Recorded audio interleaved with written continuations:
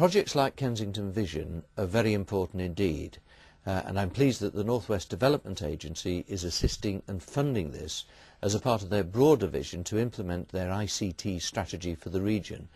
That means working through partners such as the Mersey Broadband Project, and the fact that Kensington Vision has received valuable support from community groups, from residents' associations, from training organisations, from emergency services and from businesses is a really good example of joint action by the public and the private sector working together.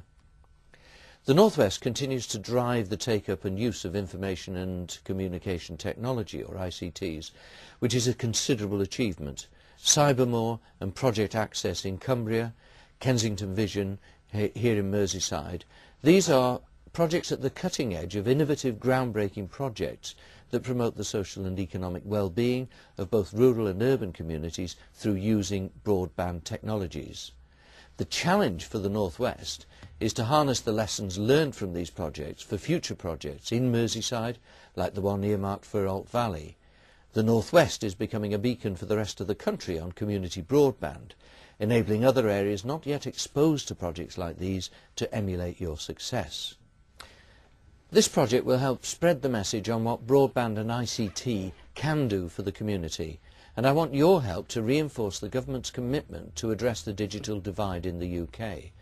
That is in tune with the goal of the government's digital strategy, that is promoting digital inclusion through the deployment of broadband infrastructure, through enabling communities to both consume and create appealing and engaging digital content. Such initiatives lead to more cohesive and more vibrant communities, and they promote both economic and social capital.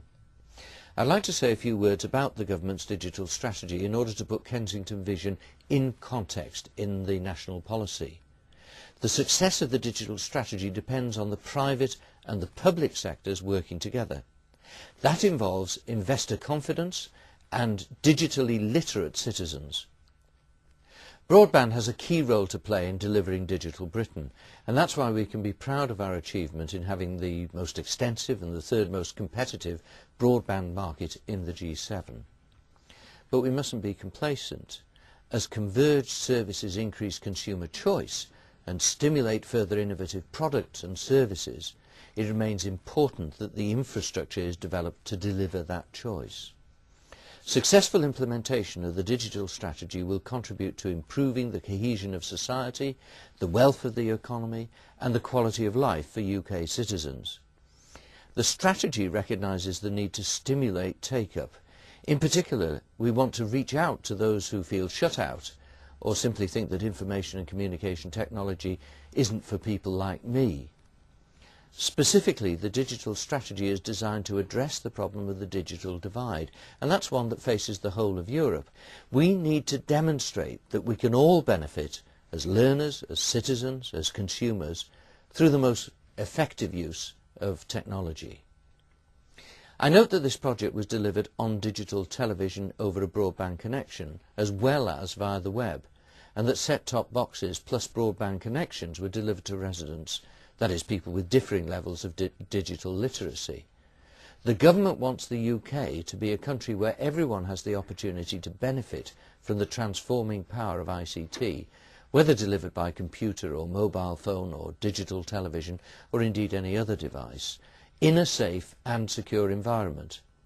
Increasingly, wireless devices are an important part of ICT solutions, whether as an essential means of providing mobility or as a convenient method of delivering broadband services. We know that UK consumers have a healthy appetite for new services and devices. Already, over 2/3 of households have a digital TV, whether through an aerial, a satellite, a cable or DSL connection, and that's the highest national penetration in the world.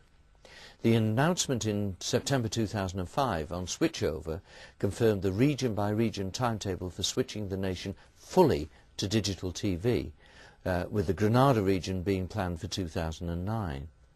Switching off the analogue signal will allow the reach of digital terrestrial television to be extended to the 1 in 4 UK households who at the moment can't get digital TV through their aerial. Research from Ofcom suggests that local services continue to matter to people. despite technological, social and cultural changes in the last 20 years that might have been expected to reduce our attachment to locality. Digital content could deliver a range of benefits in the future. This could range from more relevant local news, improved access to local services, better consumer information and advice, and stronger involvement in community affairs and enhanced democratic participation. In short, digital content will increasingly empower individuals and local organisations to make and distribute their own content and provide support for local production and training. We're in the early stages of a period of experimentation with local digital content services in the UK. A wide range of organisations, including local and national media groups, including community organisations, including national broadcasters, and including local authorities and regional development agencies, all of these are exploring the potential for digital technologies to deliver enhanced content services to communities. That way, groups of this type in other parts of the UK that haven't been exposed to these capabilities can all learn from initiatives like yours. As digital technologies roll out, further new services will become possible. Broadband, with its powerful interactive and on-demand capabilities, will be particularly important. At present, most broadband services are available through computers or through other web-enabled devices, and many local operators are already taking this approach. But the availability across the UK of services delivered via Internet Protocol to TV sets, IPTV as it's sometimes known, that coming within the next year or two offers significant new opportunities for the future. Again, I'd like to congratulate everybody who's taken part in developing Kensington Vision.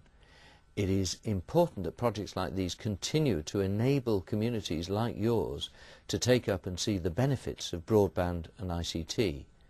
This will in turn contribute to helping the UK achieve the goals that all of us share on digital inclusion as we go forward together as Digital Britain. I wish you every success in achieving this, and I hope you have a productive and a successful conference. Thank you very much indeed.